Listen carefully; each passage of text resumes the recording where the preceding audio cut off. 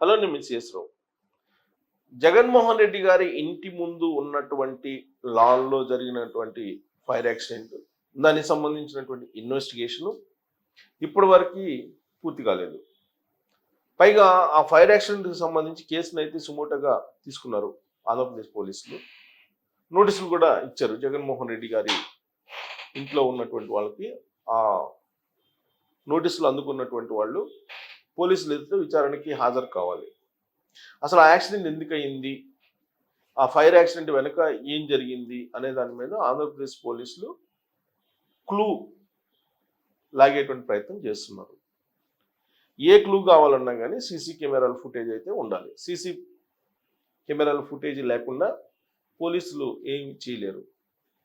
కారణం ఏంటంటే అక్కడ ఆ రోజు ఫైర్ యాక్సిడెంట్ జరిగినప్పుడు ఉండేటువంటి సిబ్బంది కొంతమంది వీడియోలు తీస్తున్నారు, మరి కొంతమంది ఏమో ఆర్పేటువంటి ప్రయత్నం చేస్తున్నారు.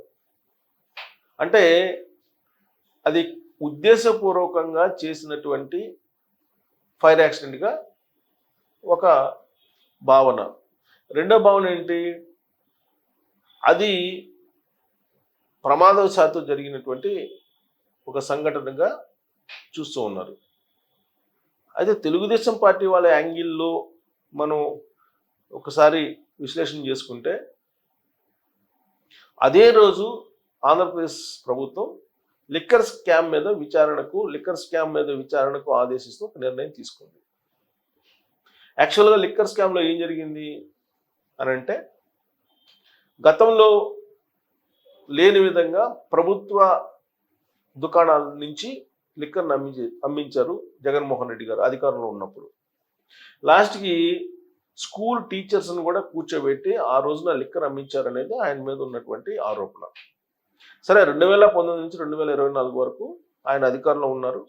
మద్య నిషేధం చేస్తానని చెప్పి వచ్చినటువంటి ఆయన అధికారంలో రాగానే ప్రభుత్వ దుకాణాలను పెట్టించారు. ఈ ప్రభుత్వ దుకాణాల్లో మద్యం విక్రయాల్ని అమ్మడం ప్రారంభించారు.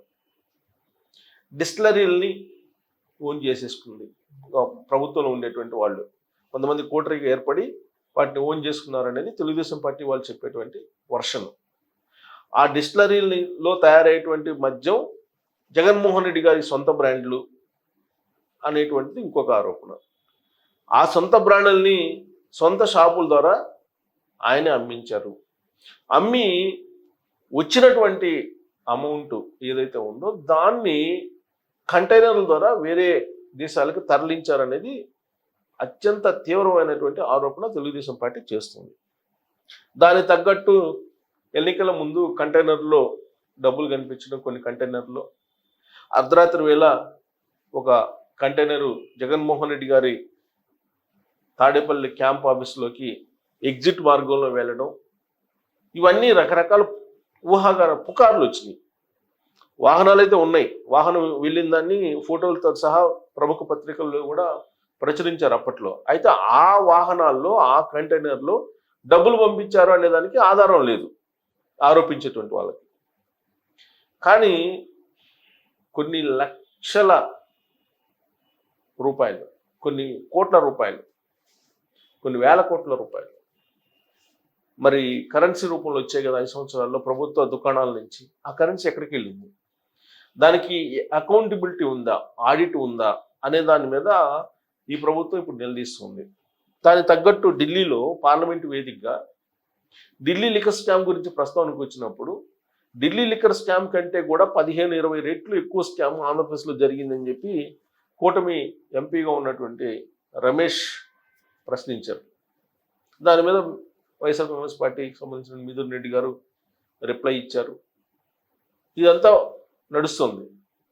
అయితే ఢిల్లీ లిక్కర్ స్కామ్ అనగానే గుర్తొచ్చేది మనకి కవిత గారు, ఆ తర్వాత ఇప్పుడు ఉన్నటువంటి ఎంపీ మాగుంట శ్రీనివాసరెడ్డి గారు, వీళ్ళందరూ గుర్తొస్తుంటారు.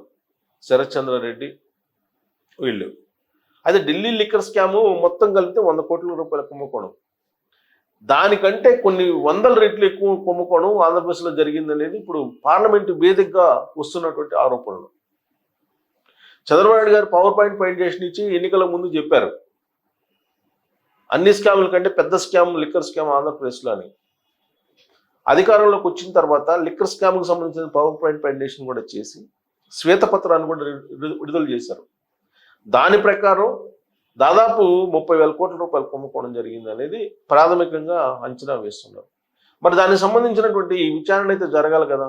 ఆరోపణలు అయితే చేశారు, ఆరోపణలు చేసి అధికారంలోకి వచ్చారు. వచ్చిన తర్వాత ఆ ఆరోపణలో ఎంతో కొంత 30,000 కోట్లు కాబట్టి 10,000 కోట్లు అయినా చూపించాలి కదా అవినీతి జరిగిందని. అందుకు విచారణ వేశారు. విచారణ వేసినటువంటి రోజునే జగన్మోహన్ రెడ్డి గారి ఇంటి ముందు ఫైర్ యాక్సిడెంట్ అయింది. ఆ ఫైర్ యాక్సిడెంట్కి సంబంధించి వచ్చినటువంటి ఒక న్యూస్ ఏంటంటే ఒక వర్షను తెలుగుదేశం పార్టీ వర్గాల నుంచి ఆ రోజున మద్యాన్ని అమ్మి సమాంతరంగా కొన్ని ఫైల్స్ని తయారు చేసుకున్నారు. ఆ ఫైల్స్కి సంబంధించినటువంటి కాగితాలు తగలబడ్డాయి, ఆ మంటల్లో తగలబెట్టారు. అదే ఫైర్ యాక్సిడెంట్ అనేది తెలుగుదేశం పార్టీ వాళ్ళు చెప్తున్నారు.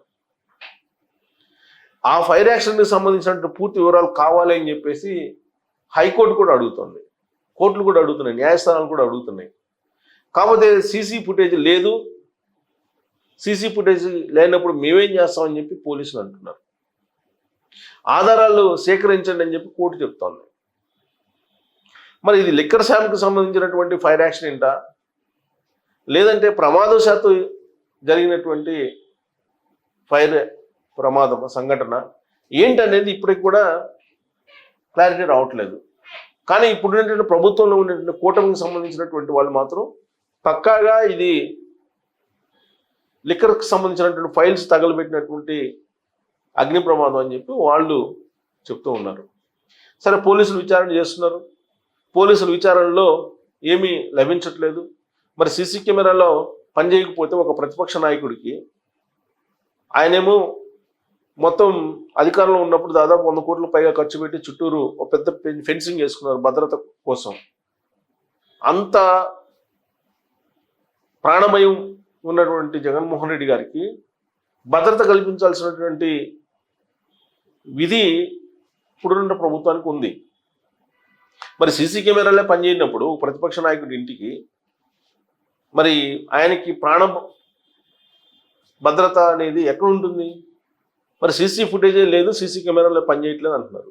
మరి పని చేయకుండా చేసి ఆ ఫైర్ యాక్సిడెంట్ చేశారా అని పోనీ అదైనా నిరూపించాలి కదా. ఇప్పుడు ఆంధ్రప్రదేశ్ పోలీసులు ఆ దిశగా విచారణ చేస్తున్నారంటే ఆ దిశగా చేస్తున్నట్టు కనిపిస్తుంది. కోర్టు ఏమో సీసీ ఫుటేజ్ తమ్ముంటుంది, సీసీ కెమెరాలు పనిచేయట్లేదని చెప్పి పోలీసులు చెప్తున్నారు. మరి సీసీ కెమెరాలు పని చేయకుండా ఏర్పాట్లు చేసింది ఎవరు? అది బయట పెట్టాలి. లేదంటే ఇది ఫేక్ న్యూస్ కింద తేలిపోతుంది. ఫైర్ యాక్సిడెంట్ జరిగింది మాట వాస్తవం. ఆ ఫైర్ యాక్సిడెంట్లో ఏమేమి తగలబడ్డాయి, అసలు అక్కడ ఉన్నటువంటి సిబ్బంది ఎందుకు ఆర్పడానికి ప్రయత్నం చేయలేదు, వీడియోలు తీసే ప్రయత్నం వాళ్ళు ఎందుకు చేస్తున్నారు, పైగా లిక్కర్ స్కామ్ మీద విచారణ వేసినప్పుడే ఈ యాక్సిడెంట్ ఎందుకు జరిగింది, వీటన్నిటికీ సమాధానాలు రావాల్సి ఉంది. వీటన్నిటికీ సమాధానాలు రాబట్టాలంటే ఎంక్వైరీ జరగాలి. ఎంక్వైరీ జరగాలంటే ఫుటేజ్ ఉండాలి. ఫుటేజ్ ఎటుపోయిందంటే లేదు. మరి ఇది ఆర్గనైజ్డ్ క్రైమ్ కింద మనం చూడాలా, లేదంటే వ్యూహాత్మకమైనటువంటి క్రైమ్ కింద చూడాలా? దీని మీద మీరే తేల్చుకోవచ్చు. Thank you very much.